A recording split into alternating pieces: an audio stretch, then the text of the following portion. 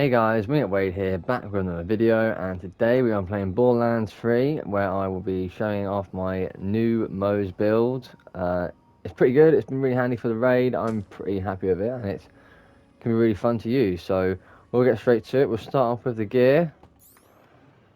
So, we'll start off with the plasma coil. It's my first choice, just because the plasma coil is a really good gun for, well, all Vault Hunters, but for Moze, it seems to do a ton of damage, and it's a nice shock and radiation gun to have in your arsenal. So really good gun, and the anointment I've got on this is while action skill is active, weapon damage is increased by 200%. We've then got the plaguebearer. This is probably my primary gun for this build. I'm doing a ton of damage with it. It's a corrosive one, which is really helpful for the raid. The anointment with consecutive hits is a really good anointment to have for the plague bearer, and yeah, no, plague bearer is a must for this build in my opinion. I mean, ideally a corrosive one. You don't really want an incendiary one, because when we get to the skill tree, we're doing a lot of incendiary damage anyway. We've then got the hell shock. Again, this is just a Malawan pistol that gives us more elements at our disposal, so we can do shock and increased incendiary damage. Just a nice addition to have. Alternatively, you could go for the beacon, which obviously comes in a variety of elements. I've got a corrosive and radiation one here. The free radical, the new Malawan blaster that's come to with the new director's cut DLC, is again a nice addition. It does a ton of damage. It only comes in shock, but is a nice addition to have there. The Scoville is a really good gun for splash damage. I've been using this recently. It can be quite fun. However, with its increased splash damage, it can do a lot of damage to yourself. And we've got the light show, which is always another good gun to have. So that's the pistols. Like I say, I'm sticking with the Hell Shark, but you can use whatever you feel comfortable with. I just recommend having a lot of elements at your disposal. And then we've got the kickcharger. Again, this is another new gun to the Director's Cut DLC. I really enjoy using this kickcharger. It's like a railgun, and it does a ton of incendiary damage. It's not a primary, because the plague bearer kind of takes over being the primary, but it's a nice one to have at your disposal. We've then got the wish. Now, this is probably the most vital piece of gear to this build, because its ability is really handy. It's new to this Director's Cut DLC, but it is a really good one. So I'll go over what it does quickly. So it adds one projectile per shot when your shield is not depleted. Now this is great when you're using the plague bearer, because it means you're firing two projectiles instead of one, and it's costing you no more ammo. So even though I'm consuming 3 shots every time I shoot the plague bearer, I'm getting 2 projectiles, and I'm doing a ton of damage that way, and that's where most of my damage is coming from. There is a catch with this though. So firing a weapon can cause self-combustion.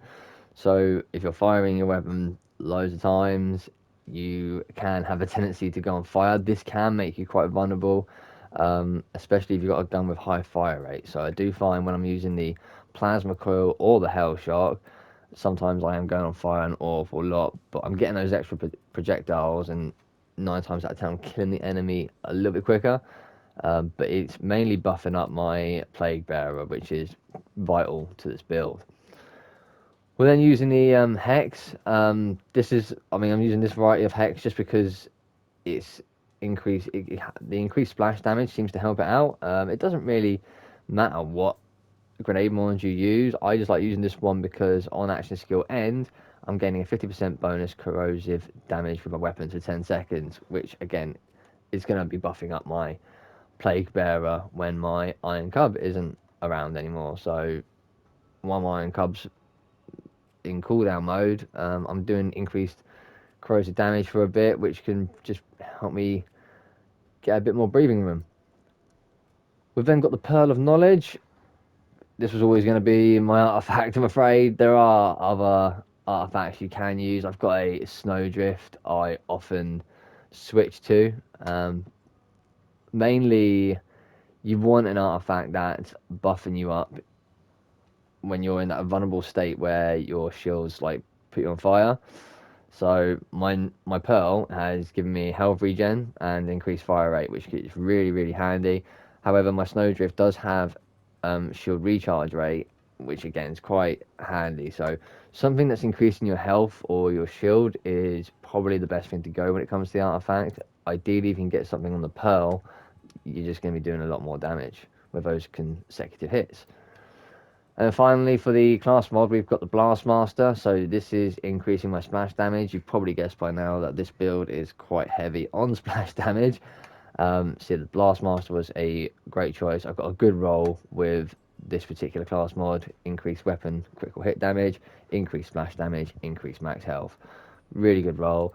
But the Sapper is a good second choice if you can get some good rolls at the bottom, just because the Sapper does have lifesteal, and that can help you out when your shield is depleted and you're on fire because of your shield. Because, like I say, managing the self-combustion ability with the Wish is something you really want to bear in mind when making this build. But the Wish is a really, really good shield mod, even with that self-combustion effect.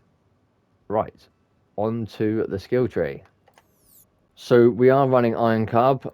I prefer using Iron Cub. There are a lot of alternatives you can do with this build. You can like just go with Iron Bear and have a load of anointments where you're getting a lot of buffs when your action skill ends. I like to have my action skill active, and I normally go for those sort of anointments, like I probably showed you with my plasma coil.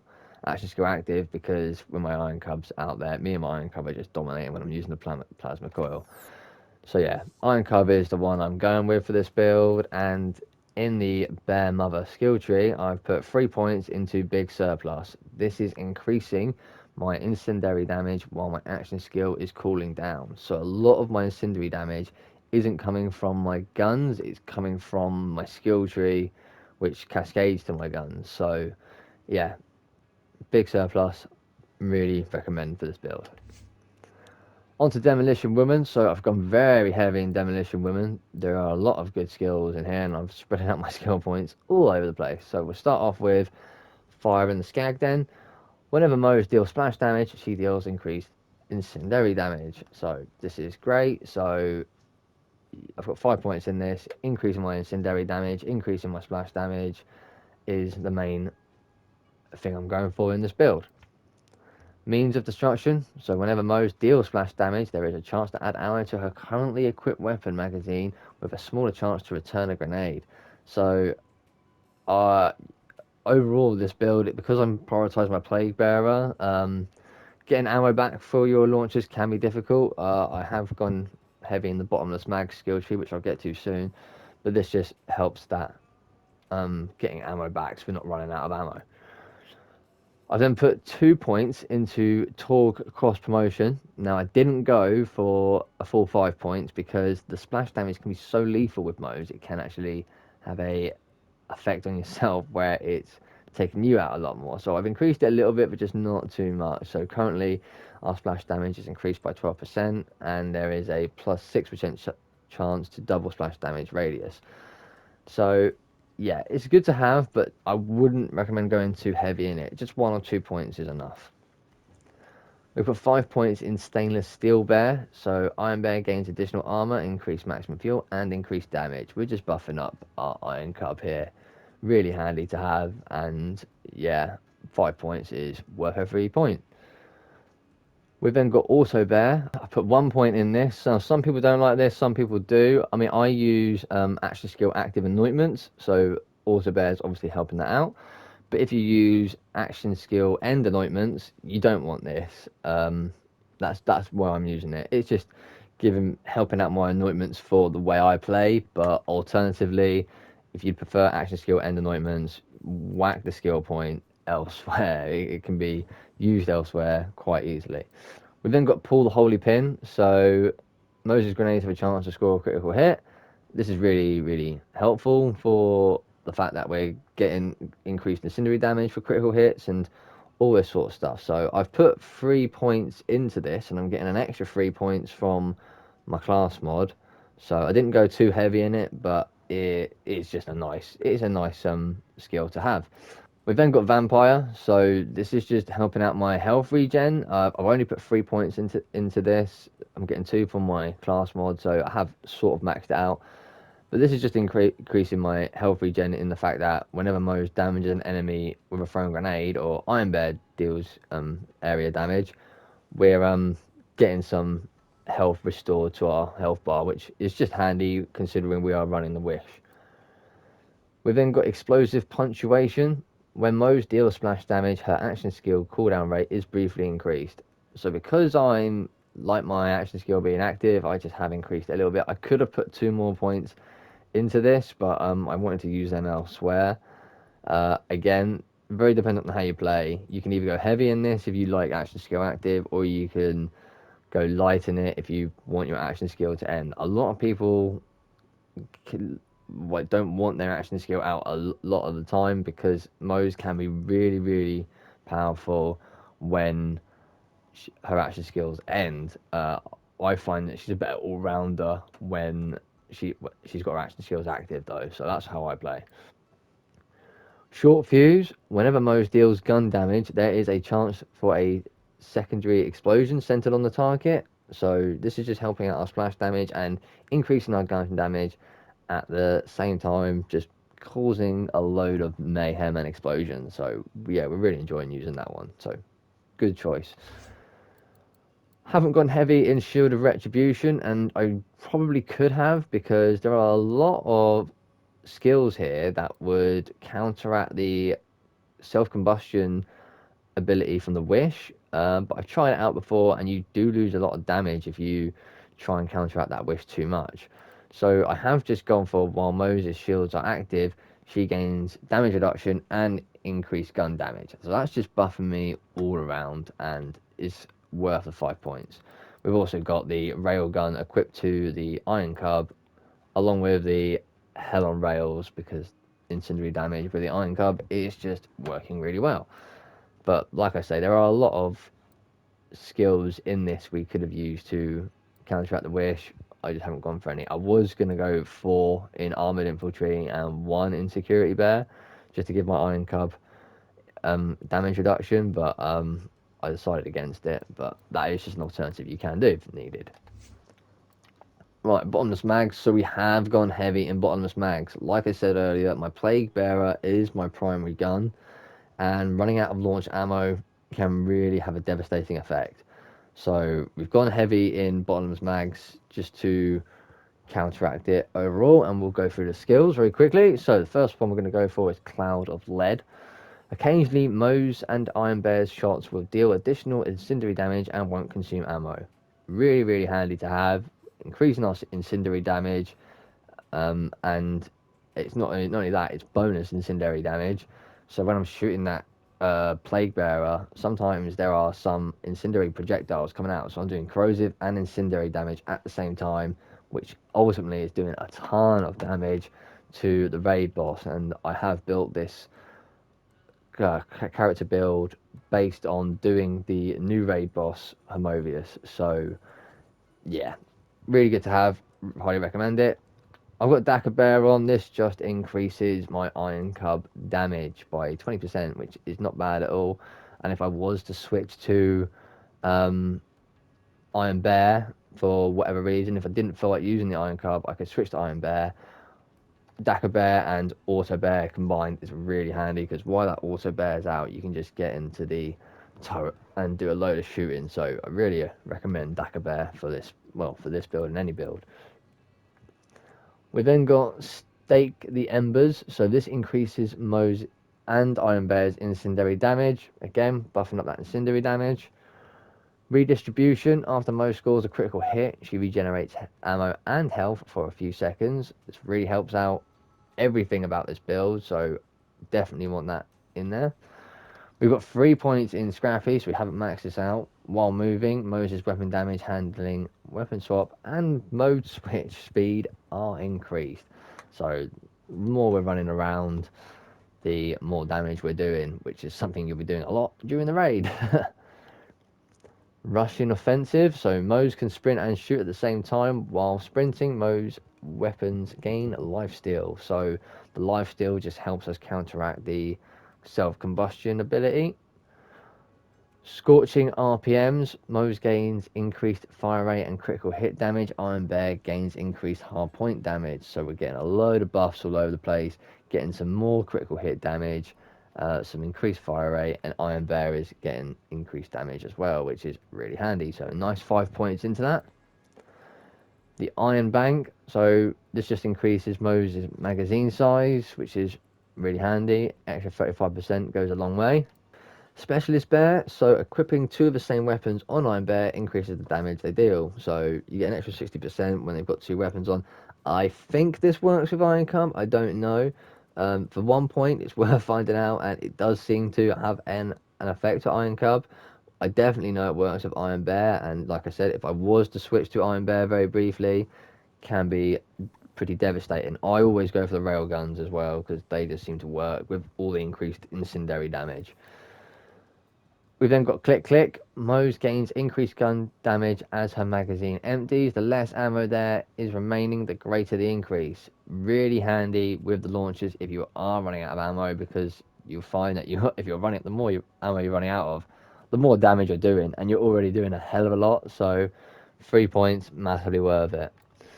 And then we've got Forge. Moze constantly regenerates ammo for her currently equipped weapon. So we're really utilising the ammo regeneration perks of Moze to make sure we don't run out of ammo with the plaguebearer, and that's where all the damage is coming from. So yeah, really enjoying this build, guys, and there's just loads of things you can do with it. Like I say, I could have made this build do a lot more damage, but overall it's a nice all-rounder. I've got a nice variety of weapons at my disposal along with elements at my disposal, and I'm just sort of planning for anything, and the wish is just really helpful for this build, it especially when you're taking down raid bosses or large bosses. But it is worth noting that having an old god, a transformer, a madcap, whatever shield you work with, having one of those on you to switch for different events can be helpful. So yeah, that's the build, guys. I hope you enjoy the rest of this video, and I'll catch you guys soon.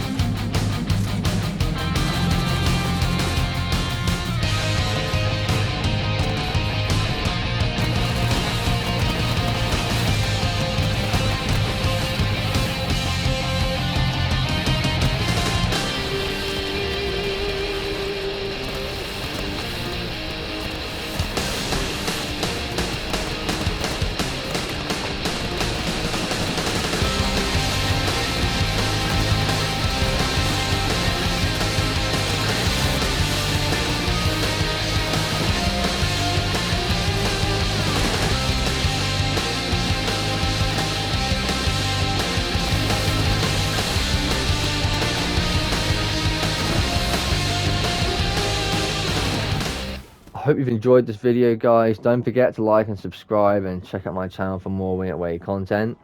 But for now, it's goodbye from me.